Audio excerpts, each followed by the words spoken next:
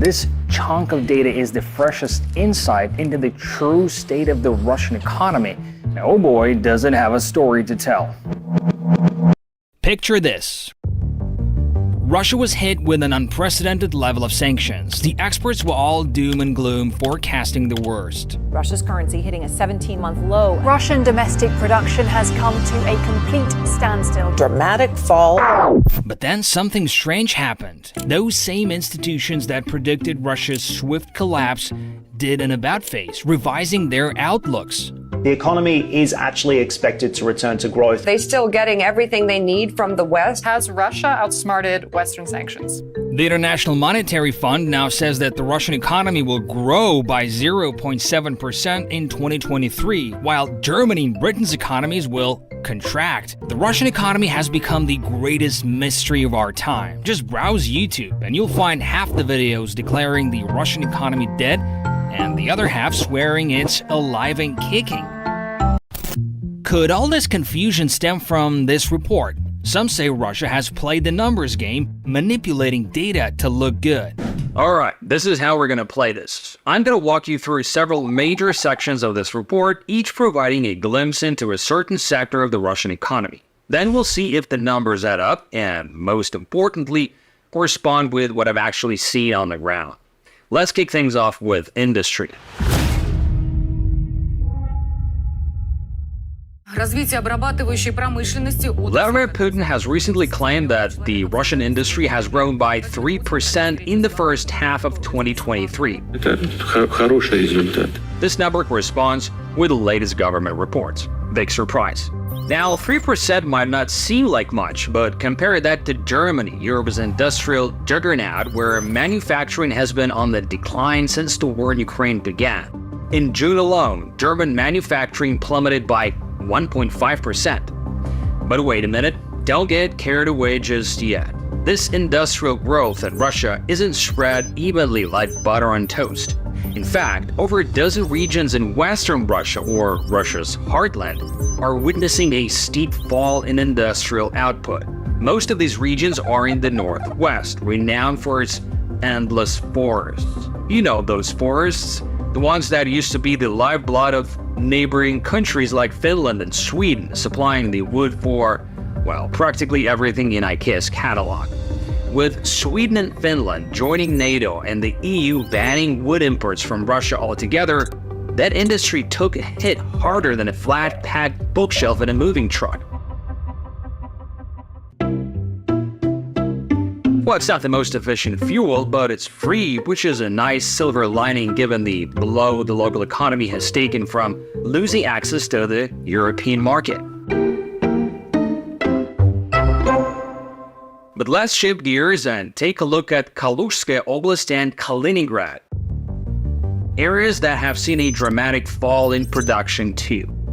These regions are home to many car factories that assemble, well, used to assemble European cars. Russian automaking was very much exposed to Western influence, and it's probably taken the biggest hit from sanctions. Again, we can see it in the government statistics. I visited a former Renault factory in Moscow, which narrowly escaped closure by switching to assembling Chinese cars. Essentially, the Chinese are having their cars assembled in Russia using European machinery that was either left behind or sold for 1 ruble. And that's probably how Russia will try to offset the sanctions' impact on its most battered industry. Now let's make a quick stop in Murmanskaya Oblast in Russia's north, where the numbers are pointing to an almost 12% industrial decline. What's interesting about this region, you ask? Well, it's a key producer of mineral fertilizers, namely apatite. And let me tell you, apatite is super important. It's like, I don't know, a superhero for farmers, making their crops grow faster and stronger. Russian fertilizers have actually been exempted from sanctions because of how crucial they are for the world's food security. Russia's a big player in this game, holding a market share in double digits for almost all kinds of fertilizers. But here's where things start to feel a little off-kilter. Despite being safe from sanctions, Russia's fertilizer experts have taken a nosedive, with some kinds plunging by as much as 37%. That alone sparked fears for the future of the global food security. Now, I've seen this movie before. Remember that video I made on Western medication in Russia? Just like fertilizers, Western pills and CT scanners were also exempted from restrictions on paper. But in reality, people on the ground were fighting them as scarce as water in the desert. It seems like the devil might be in the details here, possibly with logistics and financial transactions between Russia and the Western world, which are all but non-existent. Sure, you can buy Western medicine or sell Russian fertilizers, but good luck with getting the payment through or shipping it in and out of Russia. Now, can I say for sure that's what happened with Murmanskaya Oblast, Russia's fertilizer powerhouse? No. But what we do see is that there's troubling with our industrial output after more than a year of sanctions. And just recently, Russia slammed the door on a grain deal, which had fertilizer flow as one of its key clauses. Now this puzzle is starting to piece together. So, with falling production in so many different areas, how has Russia achieved this magical 3% industrial growth? The answer is as heavy as it takes. Literally, it comes from Russian arms production. Regions demonstrating sharp industrial growth have military and weapons-making factories. We're talking about double-digit spikes in production for some regions. Russian officials aren't shy about admitting that the growth is fueled by military spending. Using military production as the spearhead of economic growth is as old as tanks themselves. Just ask the US after World War I and World War II.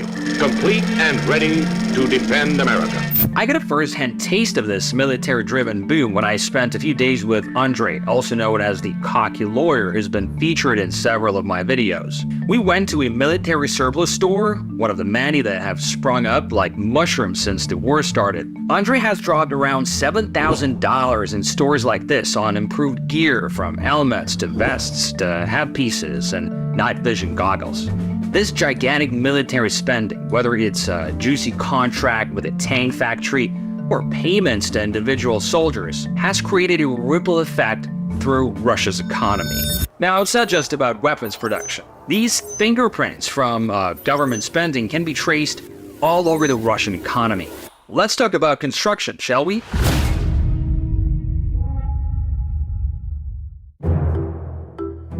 Construction is booming in Russia, but there is a twist. Unlike in previous years, Moscow's pace of building new residential houses is slowing down. Why, you ask?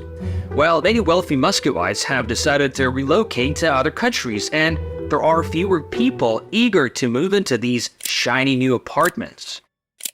But hold on, the story doesn't end there. If you dig a little deeper, you'll find sharp increases in construction in the southern regions of Russia, close to the front. Could this be related to building the infrastructure needed to support the war effort? Well, you tell me. Then there is the Far East. A surging construction activity there can be explained by several factors. The new launching pad for Russia's space program in Siberia is in full swing. Just a few days ago, they launched a lunar rover from there.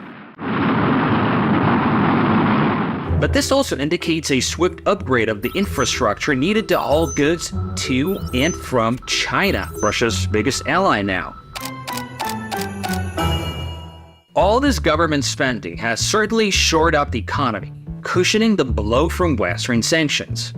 But here's the million-ruble question. How long can Russia stay in this game? I mean, unlike some other countries, Russia can't just, print money or increase its government debt without facing repercussions. This is where Russia's staple product comes into play: oil.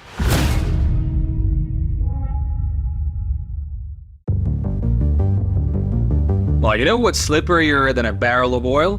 Figuring out how much Russia actually makes from selling it. Russia's finance ministry has dropped a bombshell. The country's oil and gas revenues in 2023 have plummeted by a whopping 40%. Have sanctions worked? Yes and no. This drop stands in stark contrast to 2022, which was, believe it or not, the best year in the history of the Russian oil and gas industry. Thank you, sky-high prices driven by sanctions. Now compare this to 2021 or 2020 and suddenly that steep cliff turns into a gentle hill. Now about the G7 nations and their price cap on Russian oil. India and China are kind of like, what price cap? Instead of following Europe's mission to ditch Russian fossil fuel, they're happily snapping it up. Russia's shadow fleet of tankers is cruising around the world delivering discounted Russian oil left and right. But before we get too carried away, here's a reality check. The ruble has taken a nosedive, losing almost 25% of its value over the past 3 months. The reason? Russia's getting short on foreign cash, dollars, euros, yuans, everything that pays for Russian exports. And that's not me saying this, that's the Russian central bank. In the middle of all this, our main statistical report shows only a 2% decline in Russia's extracting industry, where oil and gas make up a great portion. Well, I know, I just threw a lot at you, so let's try to sum it up real quick. Russia's oil and gas profits, not production, have taken a hit, but maybe not as much as the West would have liked. And the weak ruble? It actually helps the Russian government to keep pumping money into the economy and mitigate the impact of the sanctions, because guess what? Russia's soldiers are paid in rubles, not euros. But let's not forget the ordinary folk. For them, a weak ruble means higher inflation, higher prices in stores. So, how do all these numbers and reports translate to an everyday Russian person? Do they feel the squeeze of sanctions on the economic war waged against Russia? Well, here's a little curveball for you. Official stats suggest that the Russia's real income has actually grown by 4%. But you know what? I don't want to just take this at face value. I know that 10 to 15% of my viewership is Russian, so why don't we ask my Russian audience, has your real income grown over the last year?